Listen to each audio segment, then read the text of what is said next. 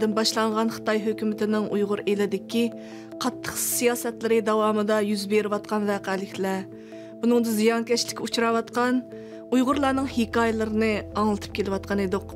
Bizning oilamizmi, bizning xizmatlarimiz sababli Xitoy hukumatining tutquniga, besimiga, qo'pol muomalasiga, hatto tan jazolarga uchrayotdi. Xitoy soqchilari shu vaqtda bizning uydagilarni kelib qattiq avara qilishga boshladi. Boshlab dastlab akam bilan ko'rishib, ukangizda nima ish qiladi, qanday xizmat qilyapti, sizlarga qachon telefon qiladi, telefonda nimalarni dedi degandek shundoq avarchilikni qilgan. Akam bilan ko'rish jarayonida u menga aniq demismi, lekin uning ro'yxatdan qisilayotganligi, nihoyat qiyinchilikcha turayotganligini his qildim. O'tgan yil 5-oyda biz anglasam, bu kichik inimni shu saqchi o'rinlar olib ketibdi deb shuni angladik. Nima bo'pti deb so'rasak, bu milliy o'chmanlikka quturaqullik qilgan deb bir ayblanibdi. Mening inam bu yerda bu bir do'kon ochdi. Bu do'konda faqat bu kitob sotadi yoki shu yerlik kishilarga bu xat bosadi. Mening bilishimcha, uning bir milliy o'chmanlikka quturaqullikda hech qanday bir sharoiti yo'q. 2016-yil 5-oyda mening ishga inimning tutib ketilganligini uqdim. Ular tutib ketilib 4 oydan keyin menga xabar keldi-da. Bu xabarni shu Amerikaga kelgan biraylar elib keldi. Ishga iningni birisini Qashqardan, birisini Urumchidan akitibdi 5-oyda deb. Shundan keyin men bular haqida ba'zi uchurlarni ilishtirishdim, ammo vaqt dadam hayotda. Dadamni bir narsa deb bermadi, onamni bir narsa deb bermadi-da. Bultu 9-oyda akam bilan inimni, kichik inimni kirib ketgan. Onun oldida o'ttiranchi inim 5 yillik kesilgan.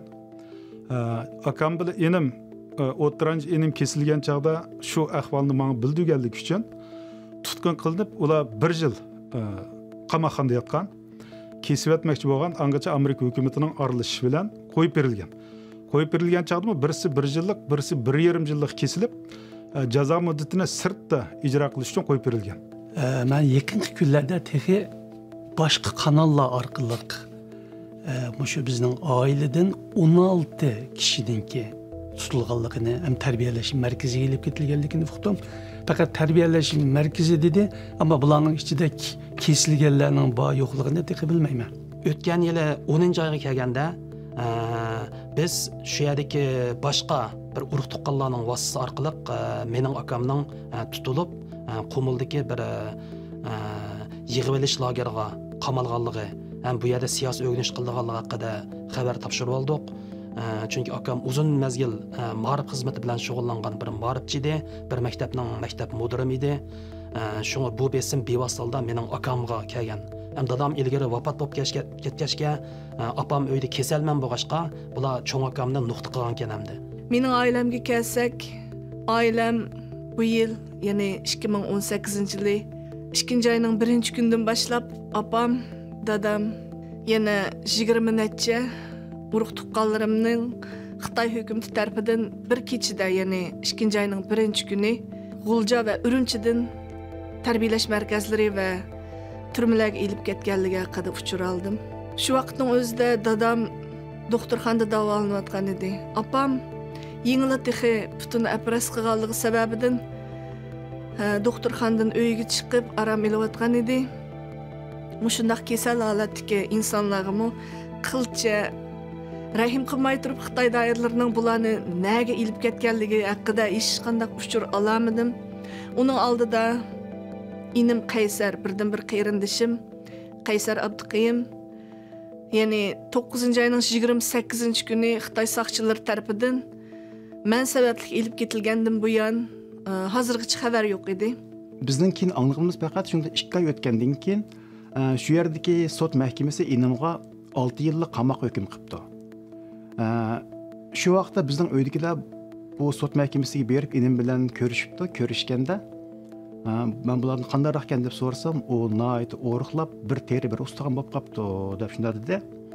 Demak, endi 2 oyning ichida shunday bo'lib qolgan bo'lsa, endi 6 yildan keyin bu yerdan saq chiqamdi, chiqmamdi biz buni bilmaymiz.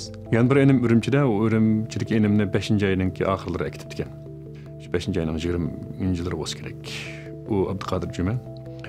Bu enim bu 2-qatim turmaga kirishi, u enim 2009 yılı 5. yıl vakasından keyin turma kirgen 3 aydan keyin 4 aydan keyin koyup berilgen ama hiç cinayet atılmagan. Bu da onun ikinci kıtım kirişi. Bu şu 5 ayın yağı Ürümçilik'e birinci tutup duruş merkezde. O ergiz muhalıkıdak Xitayla hazır davatkandak yığılış merkezi emesimdi. O asasen türmen birinci meçmen demiş ornu. O inimni bazı dostları yoklap kep demiş. Kimler yoklap geldiğini bilmeyim ama 15-6 ayını aldık gep hazır geçip bir uçur kelmedi. Mening singlimning yo'ldishine kirib ketdi. Hamda yaqinqi uqishimda akamning 2 bolasini, 2 o'g'lini kirib ketdi. Eng yaqinda hatta biz bu ahvolni xabar qilib bildirgandan keyin 2 inimning ayolini kirib ketdi. Shunda olganda jami 7 kishi hozir tarbiyalash 6 kishi tarbiyalash markazida, birisi turmada. O'tgan yili 5. ayning oxirlari şu yerdeki saqchi o'rinlari bizning uyga beribdi 2 saqchi. Ondan bo'lib shu yerda mening singlimga debdi, sen bizning hozir rasmimizni tatib, shu Amerikadagi akangga avatib bergan. Ular shuni unutmasinki, biz bu yerda xalq saqchilari bor. Sening akangning tuqqanlari mishadi bor deb mush yerni debdi. Ham shuni qarab biz o'yladik, bu butunlay bu hamda butunlay bir nihoyat yumshoq shakldagi bir o'chilish harakati deb shunday qo'yildi. 2015 yılı değil mi?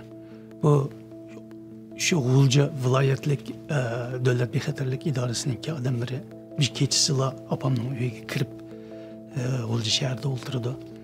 Aqtirish bağlılığını keyin anladım ben. Bir yıldan keyin başkalarını anladımda. Şunu mu haqla telefonda opam bilan so'zlashgan vaqtimda menga deyishtin, qo'rqib bilan ne demabdi-ki.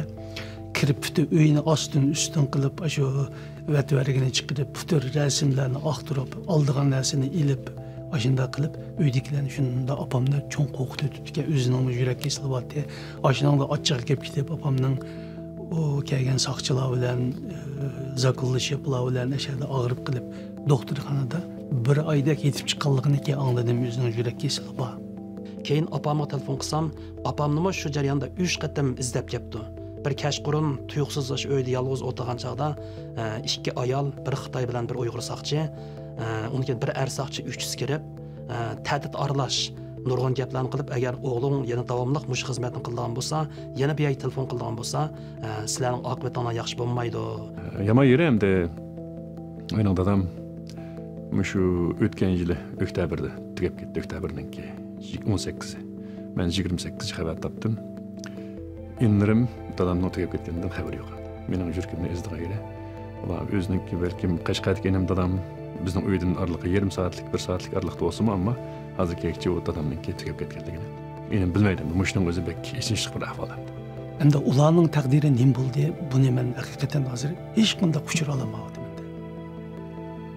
Odamlar haqiqatan andishaga soldi. Opam nim bo'lib ketdi. O'zimning oilasidagi tog'amninki bolalari nim bo'lib ketdi. Bu adam ishongisi kelmaydigan bir vaziyatga kelib qoldi bu ahvollar. Buning uchun dunyoda birisi chiqib bir nima deyish kerak bunga.